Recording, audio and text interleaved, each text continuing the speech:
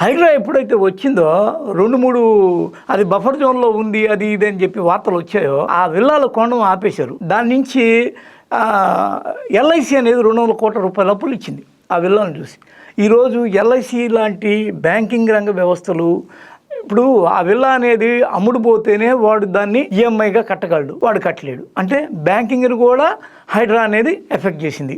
ఈ క్రమంలో వీటన్నిటిని హైడ్రా అనేది రికవరీ చేసి వాళ్ళకి ప్రత్యామ్నాయ మార్గాలను ఏర్పాటు చేసి వాళ్ళని పునరావాసాన్ని వాళ్ళకి చూపించిన తర్వాత ఇవన్నీ చేసుంటే బాగుండేది అనేది ఈ ఏడాది పూర్తయిన సందర్భంగా అయినా హైడ్రా నిర్వహణ లేకపోతే ఆ కమిషనర్ రంగనాథ్ ఆయన కూడా ఒక జనసామాన్యం నుంచి వచ్చిన మధ్యతరగతి మనిషే కదా. ఒక వ్యక్తి 50 లక్షలు పెట్టి స్థలం కొని 1 కోటి రూపాయలు పెట్టి ఇల్లు కట్టిస్తే వాడి జీవితం దానిలో ఉంటుంది. దాన్ని ఆయనకు కూడా అర్థం కాకపోతే ఇంకెవరికి అర్థం అవుద్ది. రేవంత్ రెడ్డి ఏమన్నా పైనుంచి పెద్ద కోటీశ్వరుడికి దిగలేదు. ఆయన కూడా సామాన్య రైతు కుటుంబంలో పుట్టాడు. వాళ్ళ ఇల్లు కూడా కొండారెడ్డిపల్లిలో చాలా చిన్నగా ఉండి ఆ తర్వాత ఇప్పుడు ఇంప్రూవ్ చేశారు. వాళ్ళు కూడా మళ్ళాగా 7-8 మంది పిల్లల్లో ఒకటిగా పుట్టాడు అతను. మధ్యతరగతి గుండె చప్పుడేంది, దాని యొక్క బాధ ఏంది, అది మెలిపెట్టినప్పుడు ఎన్ని కన్నీళ్లు కారుస్తుందో అతనికి తెలుసు.